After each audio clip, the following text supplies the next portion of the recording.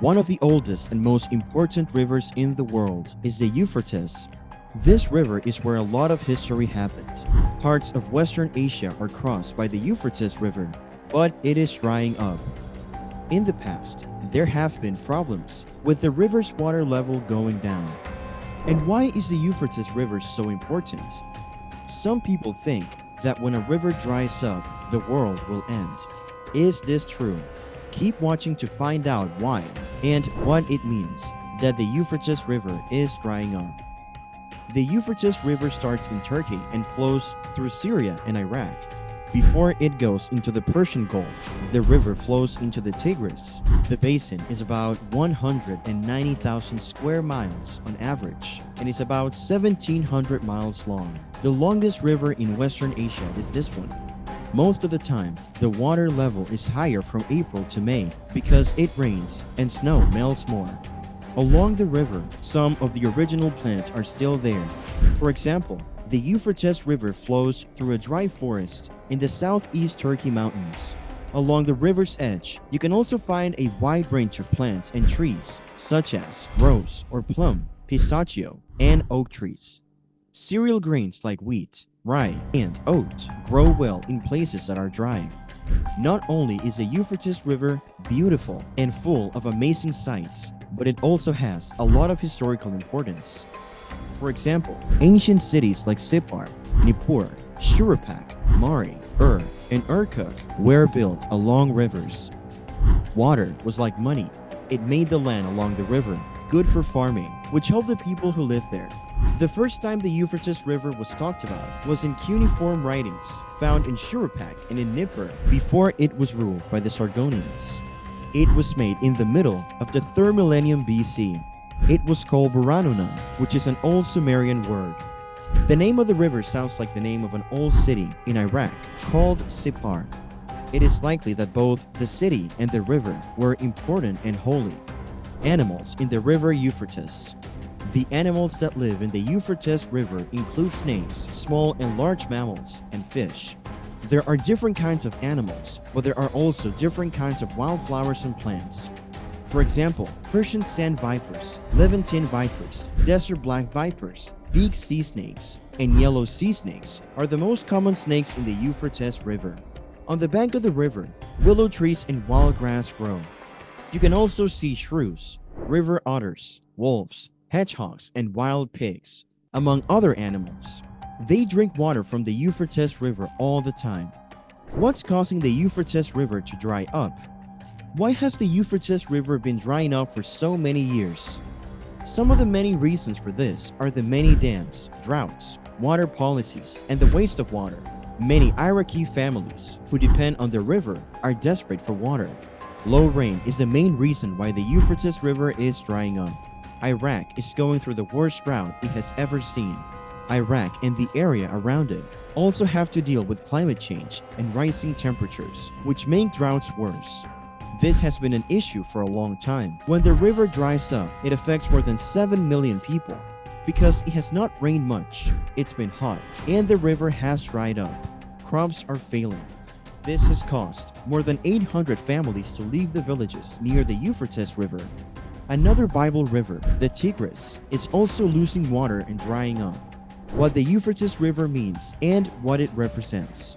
Some people see the Euphrates as the end of the world because it is a long river. The Christian Bible talks a lot about the Euphrates River. When this river dries up, it means that the end of the world is coming. This is a guess about what will happen just before the end of the world. Some people say that the Garden of Eden was between the rivers Tigris and Euphrates. Even though it's not clear if this river drying up means the end of the world, is a problem for the people who live near it and depend on it for water and farming. There are no quick ways to fill up the Euphrates River, especially since it rains less than ever every year.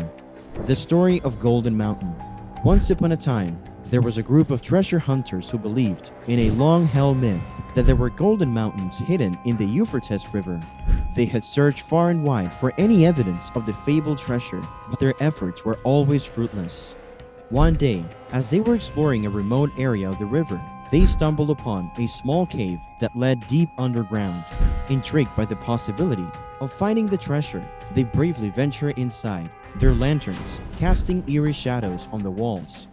As they travel further into the cave, they noticed something glinting in the distance. As they approached, they could not believe their eyes.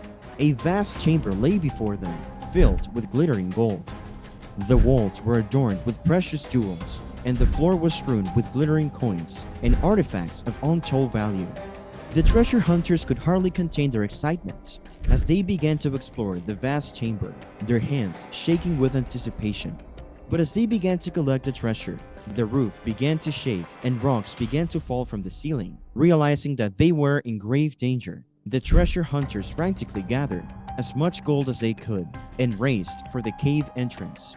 As they emerged from the cave, they were greeted by a thunderous roar. The entire cavern collapsed in on itself. The treasure hunters were safe, but they knew that they had come dangerously close to losing their lives in pursuit of the fabled Golden Mountains. From that day on, the treasure hunters learned an important lesson: that greed and a thirst for wealth could be dangerous. They realized that the true value in life was not in material possessions, but in the experiences and relationships that they share with others. Though they never found the legendary Golden Mountains, the treasure hunters were content in knowing that they had discovered something far more valuable: the importance of friendship, loyalty, and the joy of life's journey. Along with the Tigris, the Euphrates is a river that eventually discharges its water into the Persian Gulf. Its path takes it through what is now the countries of Syria and Iraq. Mesopotamia, which is known as a cradle of some of the world's earliest civilizations, has been blessed with the presence of two rivers that have, for thousands of years, made it possible for agricultural communities and grand cities to thrive in the region. These rivers have also contributed to Mesopotamia's reputation as the cradle of civilization. However, it has become increasingly obvious over the course of several decades that the river system comprised by the Tigris and the Euphrates is in the process of drying up. A report that was commissioned by the government in 2021 warned that if water levels continue to drop and droughts continue to be caused by climate change, then the rivers could be completely dry by the year 2040. After collecting images of this region in 2013, the Gravity Recovery and Climate Experiment satellites of NASA found that the Tigris and Euphrates River basins had lost 34 cubic miles of fresh water since 2003. This discovery was made after the satellites had collected images of the area.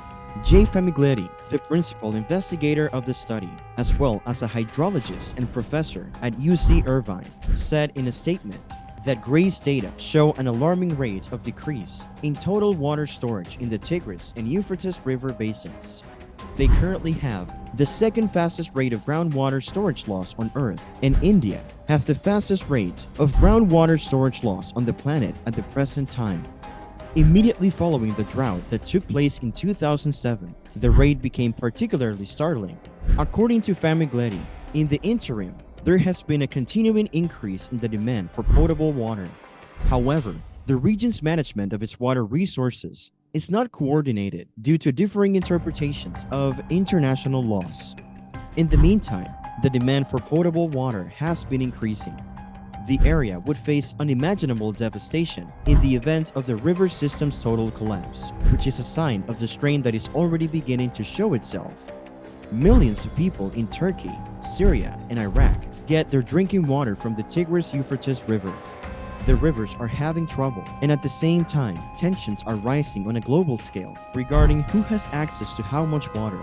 As a result of these disagreements, governments have been unable to develop any solutions that are both practical and effective to the problem. That's all for the video. If you like this video, then please leave a like, and if you want to watch more amazing content, then subscribe to our channel.